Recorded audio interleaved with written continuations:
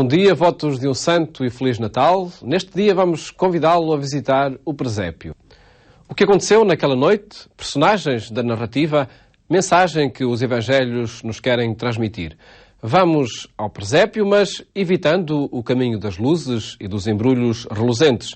Propomos antes o itinerário dos textos bíblicos que nos revelam o autêntico Natal, a verdadeira experiência de um Deus que se faz menino.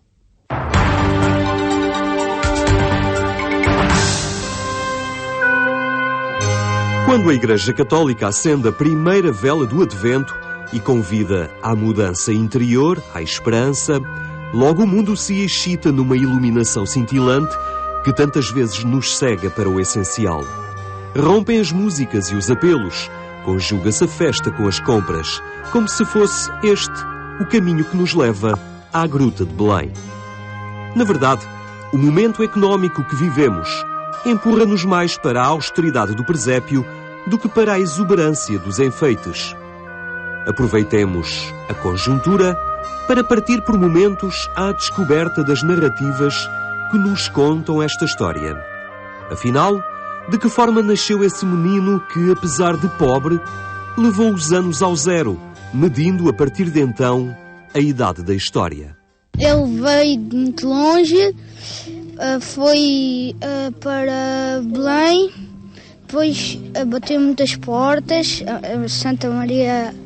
Virgem Maria bateu muitas portas, ninguém acudiu, depois encontraram um estábulo e foi aí que Maria deu à luz o seu filho. Ele era muito pobre e teve de fugir dos egípcios e depois bateram muitas portas e ninguém os acudia porque estava tudo cheio e depois encontraram um estábulo e foi aí que Jesus nasceu. Nasceu pobre ou nasceu rico?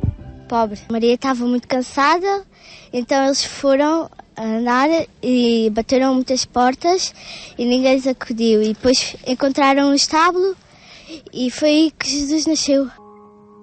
As narrativas penetraram fundo na nossa cultura e marcaram o imaginário de todos. Aprendemo-las na infância, crescemos na sua evocação anual e, de alguma forma, configuram a nossa identidade. Mas Cristo nasceu realmente, como nos contaram? O que é que aconteceu na realidade, praticamente? Aconteceu que durante os primeiros 10 anos, 20, 30 anos, os cristãos não se perguntavam onde é que nasceu Jesus ou deixou de nascer. Paulo não se perguntava sobre isso. Naquele tempo não se perguntavam como é que foi, como é que deixou de ser. Hoje em dia, claro que isto é outra coisa, é outra ordem, é outra realidade. Naquele tempo vivia-se da paixão, da morte e da ressurreição de Cristo. E durante anos e anos e anos era paixão e morte e ressurreição. Desde logo convém lembrar que nos primeiros anos do cristianismo as comunidades não celebravam o Natal. As cartas de Paulo, escritas 15 anos após a crucificação de Cristo, não mencionam o nascimento. Apenas fazem uma referência à mãe de Jesus no capítulo 4 de Gálatas. De Paulo não temos nada nem do presépio, nem temos nada do nascimento de Jesus. Temos apenas uma palavra, diríamos assim, uma pequena frase, que é em Gálatas capítulo 4, acerca da mãe de Jesus. São Paulo diz que Jesus nasceu de mulher segundo a lei, katatoromon. O que é que ele quer dizer, nasceu de mulher segundo a lei? Quer dizer, Jesus nasceu, portanto não é um meteorito, é humano, nasceu de uma mulher e segundo a lei. Portanto, São Paulo interessava-lhe o problema segundo a lei. Porque para Paulo não é a lei que nos salva, mas é a graça, a gratuidade que nos salva. Portanto, ele veio de mulher, nasceu de mulher, numas circunstâncias tipicamente culturais, que era o judaísmo de então, e o judaísmo de então, com fariseus, com saduceus, etc., com o templo, com os sacerdotes, realmente a salvação vinha pelo cumprimento da lei. Por isso é que nasceu de mulher segundo a lei, porque a partir daí Jesus não é segundo a lei, mas é segundo a graça. Portanto, é segundo a graça, e depois as cartas de Paulo, lá vem o problema das cartas de Paulo, a salvação vem pela graça, a salvação vem pela fé, em acreditar no Senhor Jesus Cristo, e não vem no cumprimento, diríamos assim, portanto, literalista da lei, sem mais nem menos. Portanto, temos este dado, que é apenas este dado. Portanto, aí por volta de, 15 anos depois da morte de Jesus. É apenas pelo ano 120 que se conclui a redação dos 27 livros que compõem o Novo Testamento. Ou seja, passaram 3 gerações sobre os acontecimentos do nascimento de Jesus, quando Lucas escreve o seu Evangelho, o mais preciso na descrição destes acontecimentos. Nesta altura, eles já tinham ocorrido há 90 anos. As narrativas dos Evangelhos sobre o nascimento de Jesus também partem do desejo que as comunidades tinham em conhecer as origens. Há toda uma dimensão humana, no ser humano, de querer conhecer e gostar de conhecer as origens.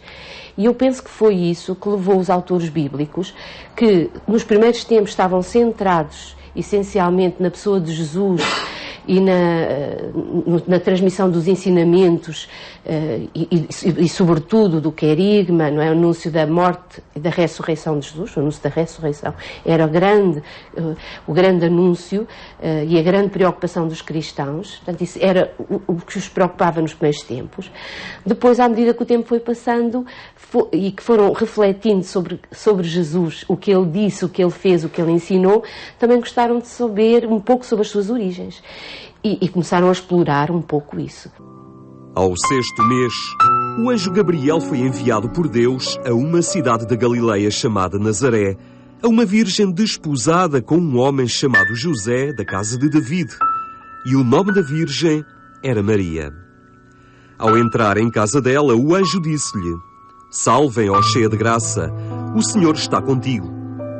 Ao ouvir estas palavras, ela perturbou-se e inquiria de si própria o que significava tal saudação. Disse-lhe o anjo: "Maria, não temas, pois achaste graça diante de Deus. Hás de conceber no teu seio e dar à luz um filho, ao qual porás o nome de Jesus. Será grande e vai chamar-se Filho do Altíssimo." Em Lucas, de facto, isto já não existe. Em Lucas temos apenas o anjo que aparece, o anjo que fala. Portanto, há a Maria, os seus 14, 15 anos, portanto, é cheia de graça, o Senhor está contigo, ela fica muito atrapalhada. Há ali um diálogo, aliás, existencial. É um diálogo, inclusivamente sexual.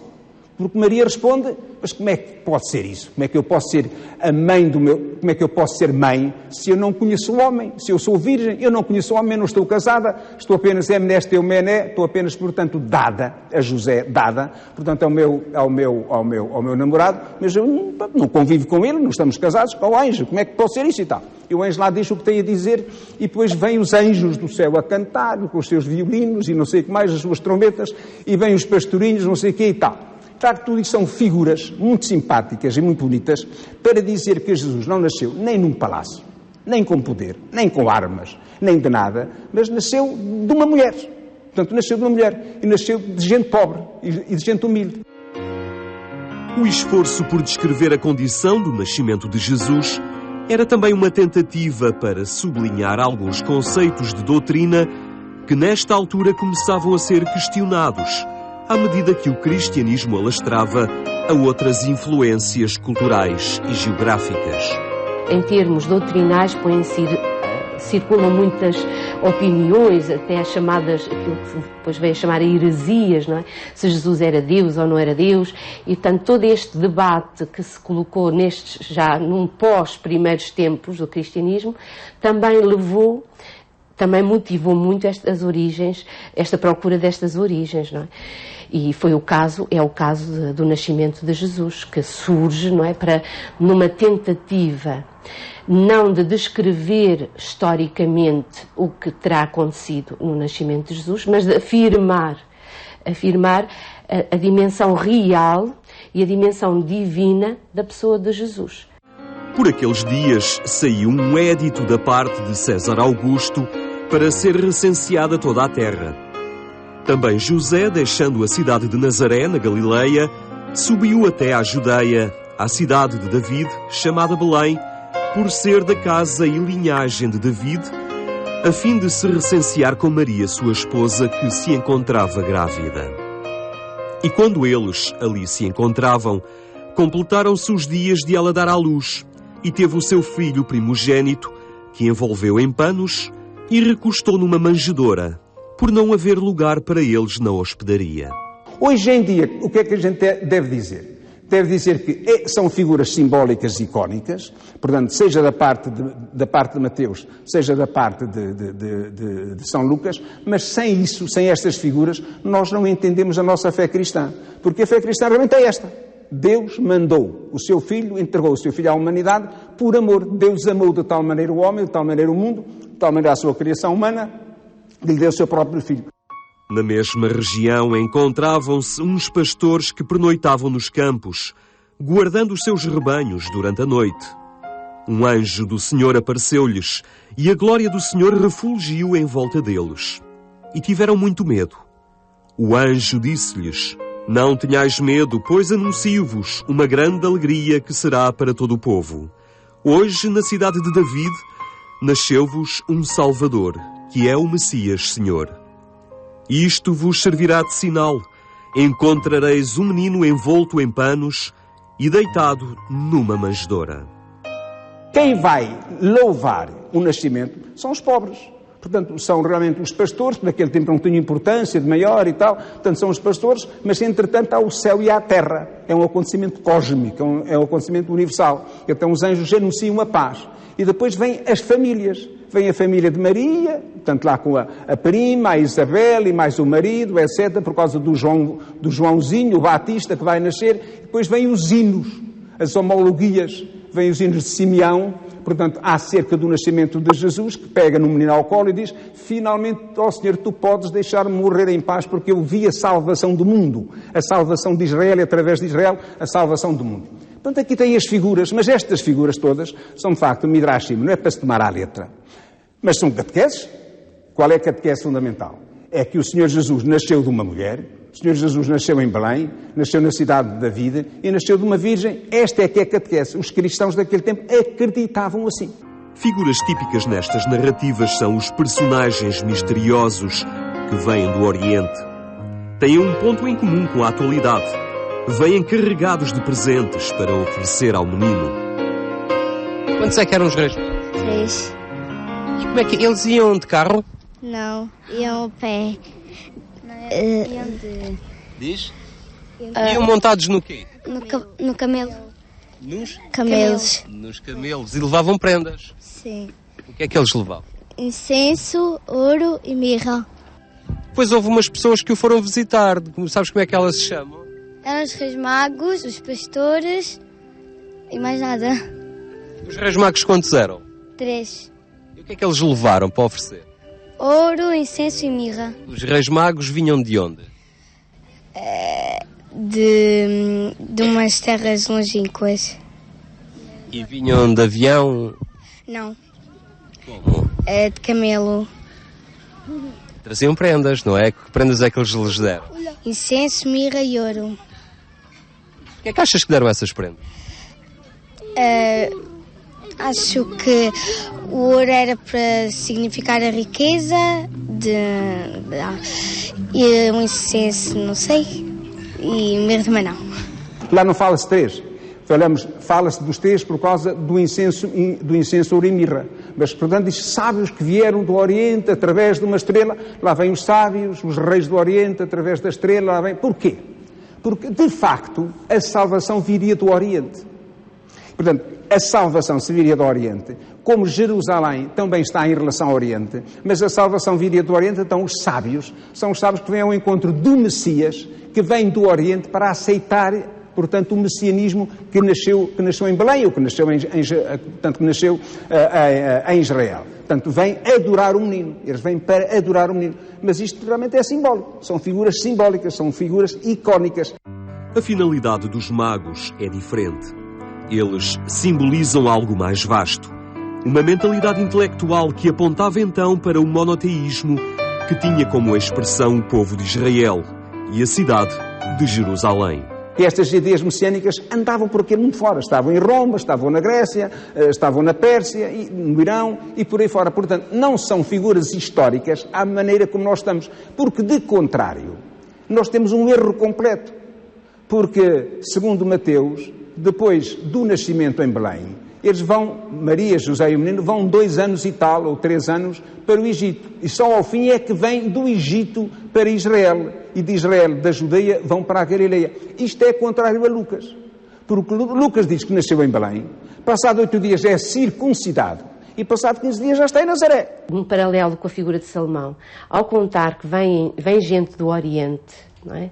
Alguém que vem do Oriente com sabedoria procurar este menino e é guiado por uma estrela e encontra este menino e reconhece nele uma figura, alguém excepcional, lhe oferece presentes excepcionais. Não é? Isto é um paralelo muito linear com imediatamente estes primeiros ouvintes fizeram este paralelo com Salomão, que era a grande figura e ainda hoje do judaísmo, da tradição sapiencial, da sabedoria em Israel. Então, esta ligação que depois, de uma maneira um bocadinho mais racional e mais elaborada, vai ser feita em João e sobretudo em São Paulo, como Cristo, sabedoria de Deus para nós, é feita de uma maneira muito simples em Mateus, com esta simbologia dos Reis Magos. Sabendo agora a intenção daqueles que escreveram estas narrativas, olhemos o presépio. Será que perdeu algo do seu encanto? Nada disso. Esta representação remete-nos para o milagre da vida e para o amor que une aquela família. É realmente qualquer coisa de muito simples, de pobre, não é? Mas essa pobreza, essa simplicidade, essa precariedade em que nasceu Jesus, não tinha sequer uma casa, que é uma coisa que hoje pertence aos direitos humanos, não é? Não impediu que houvesse amor entre a Sagrada Família, digamos assim, entre o José, a Maria e o menino nascido, não é? No fundo, parece que até quando há mais crise, quando há mais tempo de crise, quando há mais problema, as pessoas são desafiadas, sem dúvida, a serem mais solidárias. E quando o são, descobrem o sentido mais bonito das coisas, não é? Portanto, o presépio, por um lado, dá-nos essa ideia, transmite-nos essa ideia de que é bom, é possível e é bom vivermos na solidariedade uns com os outros, porque isso é capaz de vencer todas as crises. Isso é capaz de vencer todas as dificuldades, não é? Também José e Maria experimentam dificuldades. Não têm casa nem condição económica que lhes permita outra solução. Também eles enfrentam a indiferença e a solidão. Assistem ao nascimento de um filho num espaço humilde e esquecido. Mas não parece haver desespero ou indignação nos seus rostos.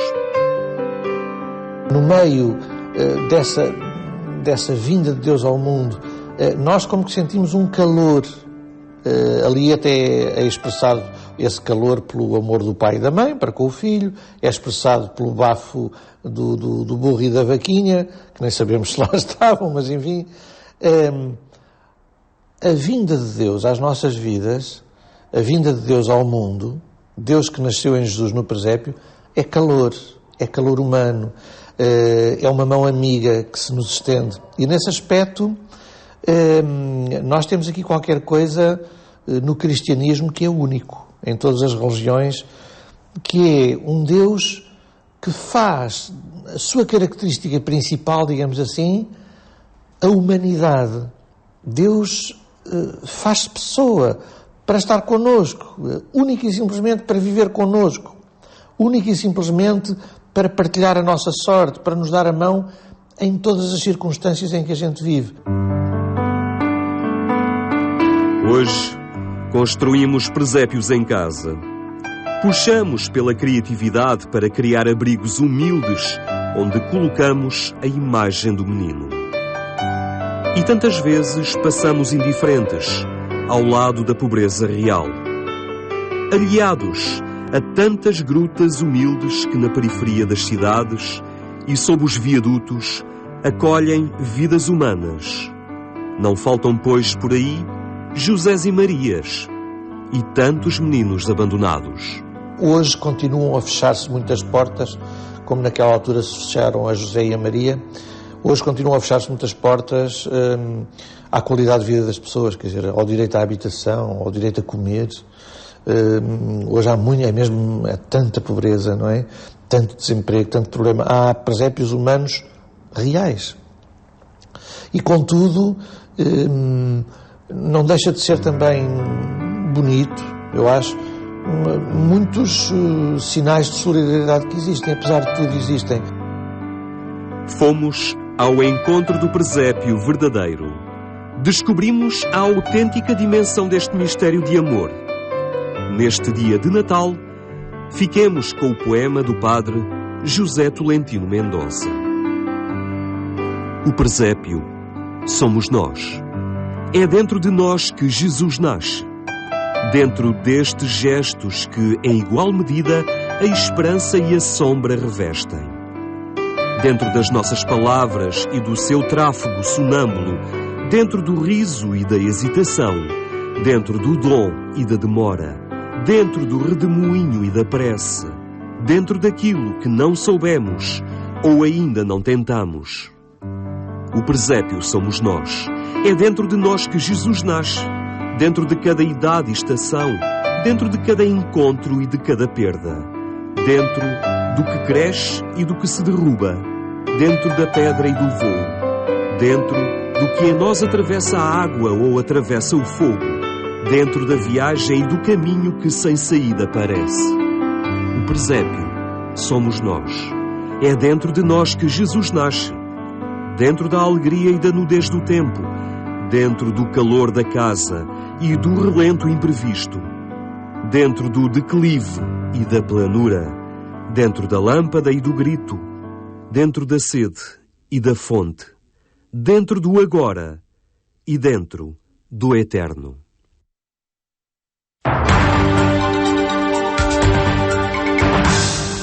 O Natal vivido e apresentado a partir das experiências das primeiras comunidades cristãs, numa análise de quem estuda os textos da Bíblia. Agora, a opinião neste programa 70x7, por ser domingo.